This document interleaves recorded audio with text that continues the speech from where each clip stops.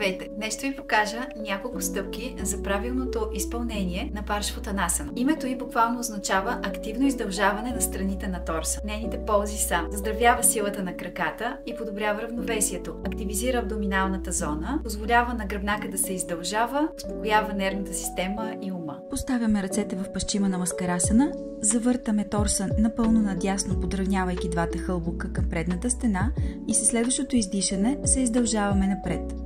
Поддържаме лакти високо горе, крака активни и със следващото вдишване се изправяме догоре.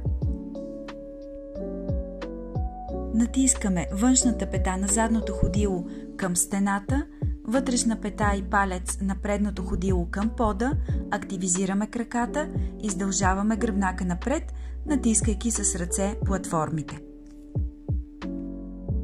Поставяме въже около двата хълбока, така че натиска от дясно и отляво да бъде еднакъв. Изтегляме торса напред, поддържаме краката активни, избутваме с ръце опорите и постепенно намаляваме височината им. Вдишвайки, изтегляме торса напред, поддържаме двата хълбока прави и се изтегляме догоре. Избутвайки стола напред, поддържам еднаквото издължаване на двете страни на торса. Поставям палци във въжето, пръсти завъртам нагоре към тавана, крачка напред, ръце в Паschimanamaskarasana. За следващото издишане се навеждам напред и вземам финалната поза с подравнени хълбоци и издължени страни на торса.